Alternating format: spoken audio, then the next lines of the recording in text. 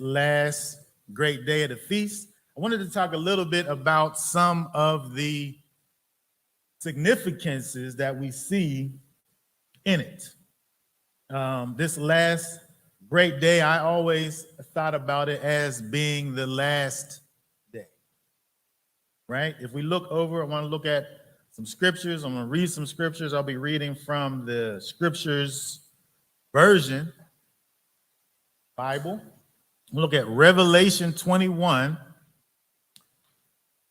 22 through 25, just to talk a little bit about the idea of this last great day being the last day and what that represents. Revelation 21, 22 through 25. And I saw no dwelling place in it, for Yahweh El Shaddai is its dwelling place and the Lamb. And the city had no need for the sun nor of the moon to shine in it, for the esteem or the glory of Elohim lightened it, and the Lamb is its light. And the nations of those who were saved shall walk in its light, and the sovereigns or the kings of the earth bring their esteem to it. And its gates shall not be shut at all by day, for night shall be not there. So you're talking about a time, at least for those that are in the Most High, there's no night. So there's only day. And so that's representative of this time when we are eternally with and dwelling with the Most High, with Yeshua as our King in his presence, the last day. And so when we look at the end of Revelation, the end of the book of Revelation, after all the things that have been said in Revelation, and it gets us to this point that's talking about this last day where there's no more night, the last day.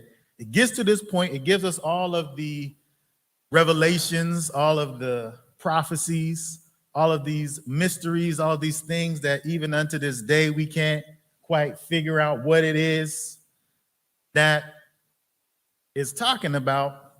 When we look at this whole thing and the sum of the matter, it kind of brings us back to the beginning.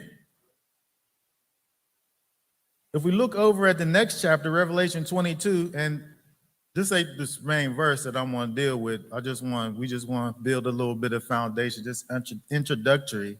I'm not going to talk too long, by the way, just in case you were worried. Because you know I could talk for some hours, right? Revelation 22:6. You should want for me to talk for hours, by the way. Revelation 22, verse 6 says,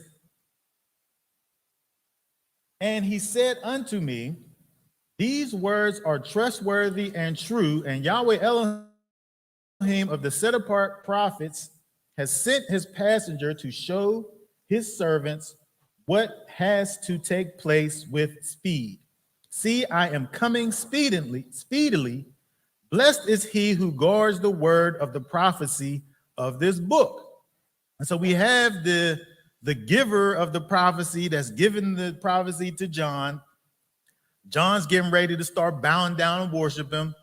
I think in my funny mind that he sees his future self, his spiritual self, and he's trying to stop his physical self from worshiping his own spiritual self. But that's another story. But the messenger is speaking to John, giving him this message of what's within Revelation, all of these mysteries and wonders, all of these things that deal with the end times, the things that happen at the end. If we drop down to verse 10, and he said to me, do not seal the words of the prophecy of this book, because the time is near.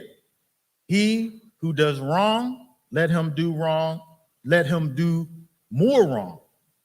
He who is filthy, let him do more. Oh, it does say let him do more wrong. Let him do more wrong. If he's doing wrong, let him do more wrong. If he's filthy, let him be more filthy. If he who is righteous, let him be more righteous. He who is set apart, let him be more set apart. And I want to drop down to verse 17. And the Spirit, after saying all of this, he says in verse 17, and the Spirit and the bride say, come. And he who hears, let him say, come. And he who thirsts, come. And he who desires it, take the water of life without pain. And so it's interesting when we look at Revelation, and it tells us about this literal last day, and it goes through the whole matter. And just like when we think about that, and how when we look at that, it goes through the whole matter, and then it really takes you back to the beginning with this invitation type of a situation. Come and deal with Messiah so that you could even make it into this place. When you look at this thing, it's like unto what we see when we think about this idea of this last day, this 8th day of the feast, which takes us back to the beginning. Because when we think about cycles from a Hebraic standpoint, what the scriptures kind of give us, when we see cycles, there's cycles of sevens. And so when we think about this idea of the 8th day, it's after 7, but it's actually a restart of the cycle again. So it's 8 and it's 1. So it's getting to the end of the cycle and it's bringing it back to the beginning. When we think about these ideas of things of a cycle, it just caused me to think about the idea of Yeshua now. When we see these prophecies and we look at these visions of Revelations, at the end of Revelation, it's back to the gospel again. The thing that got you there in the first place. It goes right back to the idea of coming to Yeshua. Right after it went through him coming and judging and everything that he brings, at the end, it brings you back to coming to Yeshua. So when we look at, again, the idea, what we see in Revelation, it tells us about the end. It brings us back to the beginning. When we look at the feast days, which we had a brief breakdown of the feast days, because when we look at the feast days, it gives us the plan from start to finish of salvation. And I'm gonna go over that again, just in case you wasn't paying attention earlier when it was briefly spoken of. When we think about Passover, Feast of Unleavened Bread, we're dealing with redemption. We're dealing with justification. We're dealing with what signifies our initial salvation, something that is done that you benefit from, but don't necessarily take participation in, right? You're redeemed, you don't redeem yourself. You're justified, you don't justify yourself. That's what we see in Passover and Feast of Unleavened Bread, is this time that kind of represents a decision that you've made to live a particular way for a particular cycle. In our case, this cycle is our life. 7s over and over again. Right? And so you have this decision that you've made in your mind, this way that you're going to continue to live your life after you've been justified. And then we have the Feast of Weeks that we build up to, that deals with the sealing of the covenant, right? The giving of the commandments, the time when the Most High sealed the covenant. So they made the decision to live a particular way before they knew actually what it was they was getting themselves into. They get to the Feast of Weeks, or Shavuot, where it is the time of receiving the the commandments. We think about it from a New Testament standpoint as the idea of you receiving the Ruach HaKodesh, the Holy Spirit, the Spirit of holiness, which is the same way when we think about it, how we come to the Master. We find out about what it is that he's done for us. We receive his justification that he provides for us. We make a decision to live according to his will and his ways, and then we receive that Spirit that empowers us to be able to do it. Right? So we're up to the Feast of Weeks. And then trumpets now is you living that life, which is you being a trumpet. You proclaiming the word of the Most High, you proclaiming the kingdom of Elohim, and it coming. And so if it's coming and you've made it to that point on the right side of things, it's a joy that he's coming. If you're a hearer that hasn't come on the right side of things, the fact that he's coming can be bad for you, actually. But there's a proclamation of judgment that comes whether you're receiving that judgment or on if you're on the right side of judgment. And so when we think about kind of the feasts as they build up, I feel like we're right here at trumpets in terms of the fulfillment. We're living this life, we're proclaiming the kingdom coming, and we're proclaiming judgment to come. Because when we look back at atonement, the priest went in and he came out, and then it was done.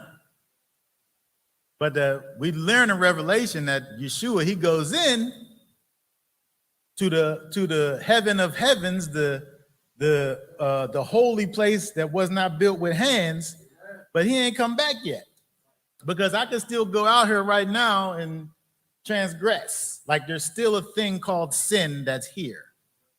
So he didn't deal with all sin. He didn't do away with it. And so when we look at these so-called fall feasts, these feasts that happen, in this fall season, we're thinking about what is to come. So judgment is to come. Another thing that's to come is tabernacles, right? That wedding feast. We think about it when we're in the wilderness and we're doing the things, we're living that type of wilderness experience. But from a future perspective, it's the wedding feast. It's the time when Messiah comes back and dwells with his bride, and we celebrate for a week, and then we live happily ever after. And this last great day is eternity. But it's also a new beginning. And so when we think about it from a perspective of this cycle, like is 8 is the end, but it's back to the beginning again. And I want to talk about, finally, what I want to talk about is the emphasis that Yeshua puts on this day and its significance to the people that's actually celebrating it in the time when they're celebrating it. If we look over in John chapter 7, verse 37 and 38, we see an interesting thing that Yeshua does in the midst of this day's celebration. John 7, 37 through 38. And on the last day, the great day of the feast, Yeshua stood and cried out, saying, "If anyone thirsts, let him come to me, and let him who believes in me drink. As the scripture said, out of his innermost shall flow rivers of water." Now, in the time of Yeshua, the way that they celebrated this feast was very extravagant. They did this ceremony that dealt with these golden vessels that they will fill with water. When we think about the temple, which was the remix of the tabernacle, the things that were in the most holy place were the golden things, right? So the things that were most holy set apart were the golden things, right? And so they took these golden vessels and they went, and the priest he would go and fill these things up with water, and they would have these water pouring out ceremonies, and there was singing, and there was dancing, and there was waving of things, and shouting and blowing of trumpets and things. They were, as people might say, turning up, all the way up. And so when we look at the ancient historians, when they talk about this time, they say that you can't understand joy from a physical perspective if you never seen the way that they did what they did over here. Like, this is the epitome of joy, what they did over here. And then here comes Yeshua, which seems like he's kind of like, he's putting a damper on the thing. Right? They're here, they're doing the thing. And he's like, well, if you're really thirsty, come and drink this other thing. Like, he's kind of putting a damper on the situation. But he's challenging the way that they're celebrating. He's challenging their focus. So when we do these things that we do, it's easy for us to get caught up in the things and bypass what the spiritual significance is. Whether it's Passover and we're dealing with yeast. Like, your main focus is like making sure you don't eat leavening. When that's just a thing that you do that causes you to think about the spiritual thing, which is sin. Like, we should be like investigating your whole life situation to make sure there ain't no spiritual yeast in you. But we're like in the cabinets and we're cleaning out crumbs from under the couch, when that's just something that points us to something else.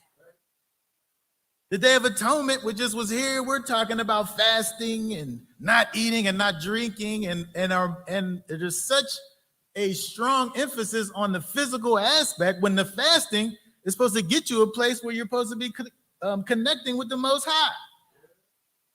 The thing that you're doing is just a vehicle for something else, which is drawing closer to the Almighty, not fasting. Or tabernacles. We want to be in this temporary dwelling. How primitive is your situation?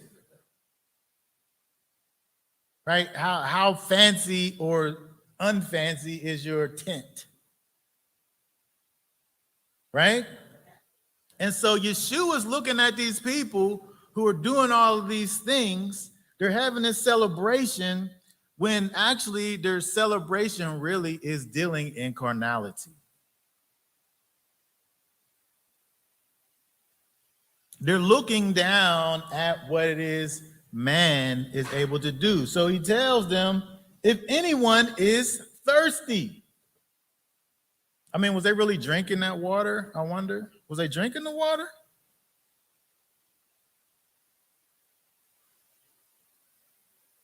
You're coming here to this pool, right? And a pool is a place where water is been collected, right? And so they may have diverted fresh, clean water to this pool, by whatever means of plumbing situation that they would have had, whether they're, whatever the situation was in the first century, how they got the water to run over there. However that was, there was a system that put it in place that got water from the fresh place to this pool. But systems can fail. The path could be blocked, right, of this wonderful water, this water that people came to for miles around to come to this wonderful pool. The way that the water got there could be clogged and disrupted. It had to be maintained because it was man-made. There was things that people had to do in order to get the water. And then once they got it there, then you had to scoop it out. Now, I've seen man-made lakes. You all that was just up in Temple Grove, they got man-made lake up there. It's like a quarter of a mile, that thing, around. And if I remember correctly, I believe that they have one of those little emptying things where the old water could go down in, and as the new water comes in. So it's kind of a freshening of it. But would you drink it? Would you drink that water? Okay, now that's it. So over where I was, they got the same kind of a thing. But we've been going to this place for a few years now. First time in the water this year on boats, and it looks okay when you're outside of it. But when you get into the water and see, it's like a mud pit at the bottom. Like there was sunken ships and things in that, pallets. It was terrible, but it has the same situation where it comes to a place where it gets high and it flushes out and new water comes. It's fresh. It's fresh water. But Yeshua is calling out to these people, and he's telling these people that there's something that's far greater than this stagnant water that you're having these celebrations around. There's a thing that he has to offer that he's calling living water. And he's speaking about the Ruach HaKodesh, the spirit of holiness. That's the real focus. He's taking the people away from this thing that they're doing. They're celebrating the feast, but they're obviously not doing it right, or else he would have nothing to say. And he's not talking to these people about water. Because again, the water is just a thing to put you in a particular thought process about something. He's talking to them about connecting to the Almighty. And so when we look at the thing that he hints at, we look at the thing that he's hinting to, he's saying something. A lot of times we look at these things that are said, people didn't walk around with Bibles back in those days. They probably used more of their mind, I would say, back in those days, because they had to memorize a lot of things. They couldn't just pull the Bible out and flip to the page, or y'all ain't doing that now anyway. You pulling your phone out and hitting it up on the thing. But they have things memorized, and they're not always saying verse by verse, but they're giving you kind of the NIV, just kind of a paraphrase of it. And I think that he's hinting to Isaiah 55. Let's go over to Isaiah 55, 1-3. Because Yeshua is trying to get these people to understand that this last day is about him. It's about the spirit of holiness that he wants to dwell inside of each and every one of us. Isaiah 55, 1-3 says, ho, I'm looking, this is the Lexham English Bible. Ho, everyone thirsty, come to the waters, and whoever has no money, come buy and eat, and come buy without money wine and milk without price. And then even the prophet here is doing it. Why do you weigh out money for what is not food? This is kind of the same vein that Yeshua's on. You're sitting up here doing these things, but what about what these things represent? Why do you weigh out money for what is not food and your labor for what cannot satisfy? Listen carefully to me and eat what is good, and let your soul take pleasure in rich food. Extend your ear and come to me, listen, so that your soul may live. And I will make an everlasting covenant with you, the enduring proofs of the mercies shown to David. It says everyone that's thirsty. And so when we think about thirst in the Hebrew, is this word sameh. which literally means thirsty. It indicated a state of needing water, being dried out. A painful thirst is a painful sensation of the throat occasioned by the want to drink. Now, when you're thirsty, like how many in here really been thirsty? Like by the time you get to that water, you're drinking it and you're trying to tip the cup so fast the water can't all just get in your mouth, it's falling down the side. That's thirsty, right? Not just like, that's not thirsty, right? There's no, that thing that I just did was just totally unnecessary. The amount of water that I took in, it didn't really do anything. Just kind of saliva probably could have did more than that. That's just a sip, right? But he said when you're thirsty. And so that's kind of the main thing that before Yeshua even gets to what happens after the fact, the first thing is if you're thirsty.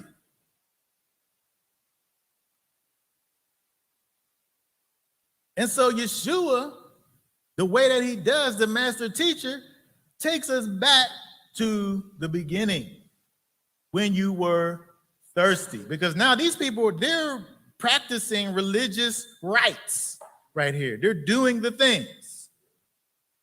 But he's talking about having that strong desire towards the Most High.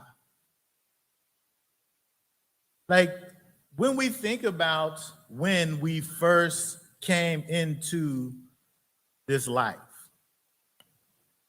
there probably was a difference between what you was doing back then and what you're doing right now. Because now you know the things, right? You know some things now. You can talk about some things. There's not a whole lot of searching because you did that already back when you was thirsty. Every now and then you might go and revisit some things, but you learned those things already. You already drunk those things. You already received all of that knowledge. Just like these people over here. They knew what they was doing. They was there for a purpose. They were quote unquote worshiping the Most High. There was a type of worship that they was doing. And Yeshua said, this thing that y'all doing don't got nothing to do with what it is that it's supposed to be representing, which is actually me. When we look at what Yeshua is doing, if he says what he says now, and he's basically pointing us back to Isaiah, which is the prophet, saying what the Most High said, he's kind of putting himself back in Isaiah. He's kind of putting himself up in the heavenlies and saying that he's Elohim. If you're thirsty, don't be sitting up here worrying about this pool of stagnant water. Come drink from me, he's saying.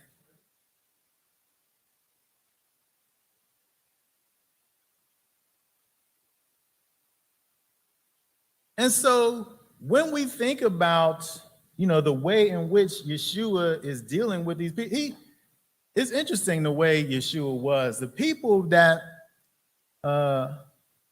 knew, quote unquote, things, he was the harshest with. Yeshua was.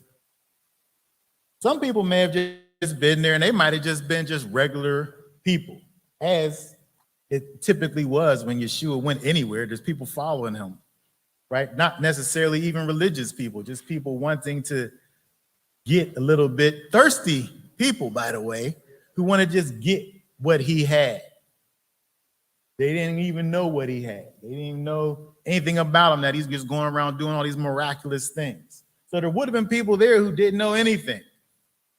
But he's probably, as he's talking to those people who are ready to come to him, just just all out, go to him and receive everything that he has. Then he has the people that are doing the things, and they're probably looking at this guy like he's equating himself. I feel like they're somewhere making a list, of all of the things that Yeshua has said over the course of his life, because they end up killing him because of him equating himself with the Most High. But when we think about this idea of thirsting after the Most High, look over in Psalms 42. Psalms 42, 1 and 2, it says, as the hart pants after the water brooks, so pants my soul after thee, O Elohim. My soul thirsts for Elohim, for the living Elohim. When shall I come and appear before Elohim? We have to be desiring the Most High, not just when we just find out about the Most High. Like, he has to have a relationship with the Almighty to know that he's a little bit spiritually parched and he needs to be refilled. He got to know what it's like first in order to even come up with these words here. He got to know what a dry and thirsty soul even feels like to know that he needs that. But I'm saying that this has to be our reality, not something that's seasonal. We're coming through this time of joy, this time where we're commanded to rejoice, and we have this wonderful experience. But the experience that we have during the tabernacles and this last great day is something that is only something that signifies what deals with our entire life. Like, our life has to be this. We as human beings, we need these reminders. So the Most High has given us this season that happens over these 7 months. If we think about a year, the first month we have 7-day feast. Then we go 50 days from there and we have another feast. And so you got the first month, maybe the third or fourth month, you have another feast. Then you got 5, 6, 2-month layover, and then the 7th month. And then we got to go 8, 9, 10, 11, 12, maybe 13, 6 months before you get back around. If all you had was the feast to build you up and to keep you going, do you even make it through the winter time? Do you make it? Like, was your feast that good that whatever you had, it keep you all that time? If it was, I'm at the wrong feast. I'm going to tell you that. Because I feel like Yeshua is telling these people, you're sitting there doing these things that are in fact unto the Most High, but it must be about me. It must be about Yeshua. And even when we look at the psalmist, he's not talking about water. He's giving you the idea of thirstiness, of a strong desire towards Elohim. And so when we think about over in Isaiah 55, the things that are being offered, water. Water is life-sustaining. It's this life-sustaining element.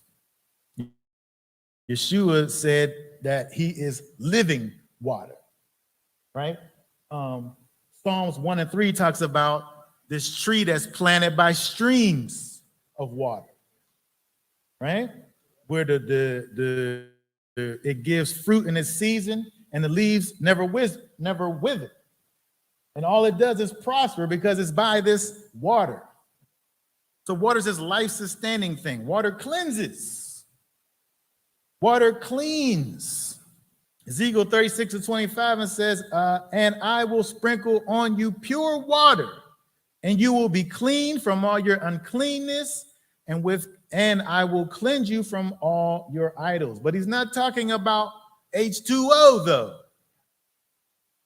He's talking about the spirit of holiness. Over in Isaiah 55, it said he's going to give you water for free. You don't got to pay. He's going to give you wine Wine is something that brings about the idea of joy.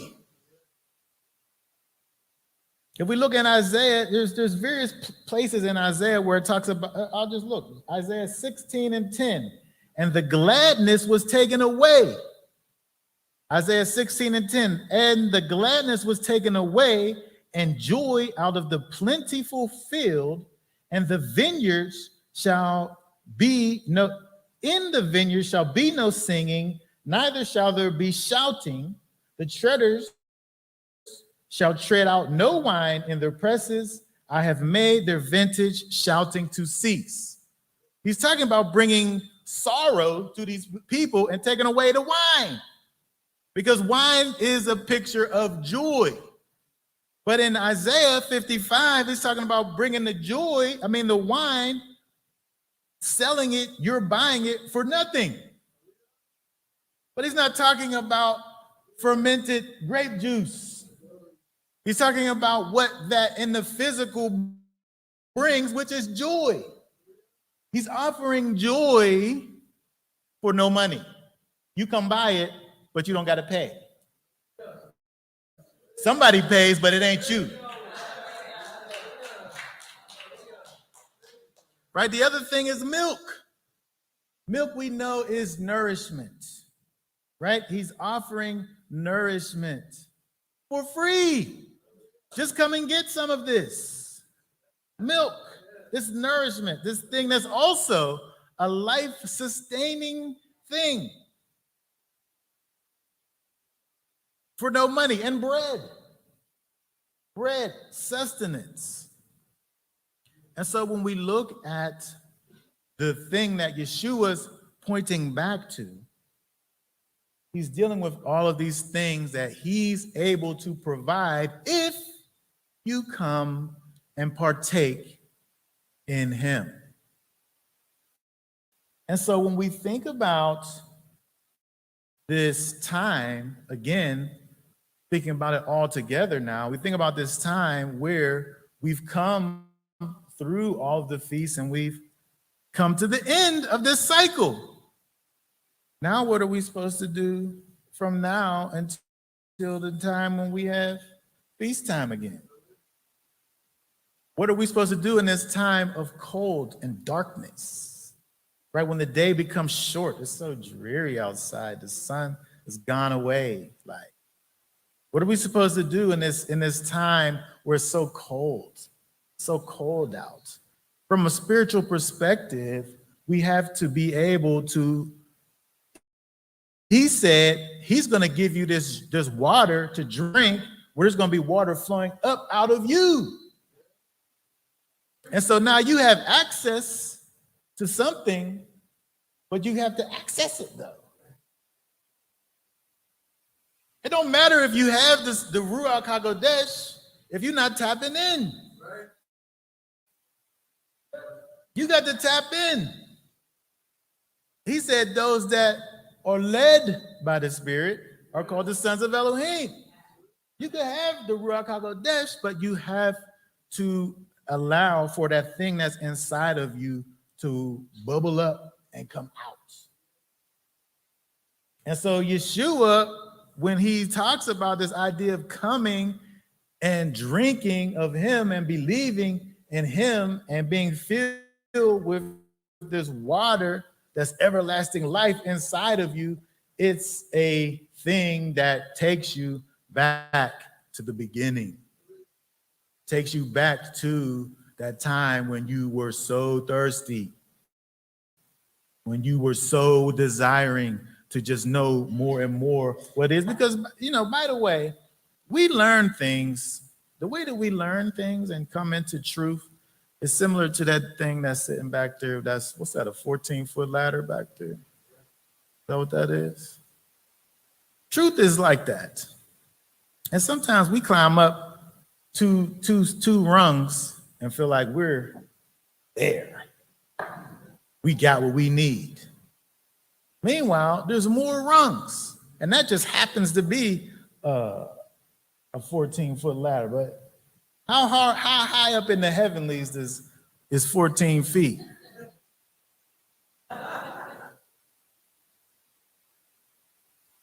The heavenlies is pretty high. And we're only able to learn and accept the things that we are able to understand. So how many times have somebody said something to you today and then you didn't really understand what they meant until years later? Because that thing had to, you had to catch up to the knowledge. You had to tap into the Most High and that spirit inside of you, which Yeshua is trying to emphasize at this time. And so I'm saying that when we think about, the fact that Yeshua is referencing back to Isaiah 55, and it kind of even has the same thing of coming and partaking in this thing that the Most High has to offer. At the end of it, right? Listen, it says, listen, so that your soul may live. At the end of it, we're talking about life everlasting. At the end of it, we're talking about being connected to an eternal covenant, which is the spirit inside of you causing you to live according to the will and ways of the Most High. And receiving these sure mercies of David. When we think about these sure mercies of David has some things about him, but he was an apple of the Most High's eye. And so when we think about the mercies of David, it helps us to understand that he didn't love David because David was perfect. He loved him because that's what he decided to do. He didn't love Abraham. He didn't love the seed of Abraham because of what the seed of Abraham did. He loved the seed of Abraham based on a promise that he made to Abraham. And so you're dealing with these things, these blessings that we receive that aren't based on you and what it is that you're able to do, but based on the Most High and his purposes. And so we have to be able to look to him. That's what this time is about. Yes, it's a time of joy. Yes, it is a time of rejoicing and even thinking about all of the things that we receive. It's a harvest feast. You think about all of the things that you've gathered over the past year. But just like when you think about the idea of this harvest feast, now you got to live off the harvest. Now you got to live off of the harvest. You have to live off of the things that you've accumulated over that time. But what if you ain't been accumulating nothing? And we've reached the harvest feast, and spiritually you ain't accumulated a thing. How you gonna make it? How you gonna make it back? Well, Yeshua, he gives you the answer, right? We have to be thirsty. We got to always be thirsty, right? It's not like a phase that you go through, right? It's not a thing it's not a place that you can make it to and stop. It's just like this last great day, which is, yes, it's the end, but it's the beginning again. Will we return back to where we started and start the whole cycle all over again? Not like you need justified again, not like you need redeemed again, but you're going through in your life this cycle of going back and looking at what it is the Most High has done for you, looking at where he's brought you from. When you think about all of the things that the Most High has done for you, if you just go back and just make a list one day. I don't know about you, but he done brought me through some things, right? And so these are the things that are necessary in our lives to go back and look at what the Most High has done for us so that we're able to keep on going. And so I just wanted to speak to you all about that. I don't know what you guys, what your theme of the feast happened to be. But I think that if we're able to, as we're done, we're done with these things that the Most High's put in place for us as we go forward throughout this cycle, to remember that the cycle, even the cycle shows us that we got to go back to the beginning. We got to go back to our first love. We got to go back to thinking about all the things that got us to this place in the first place. And that has to be the thing that powers us forward to go through. And if that thing isn't Yeshua Messiah, then maybe you're going back to a new thing.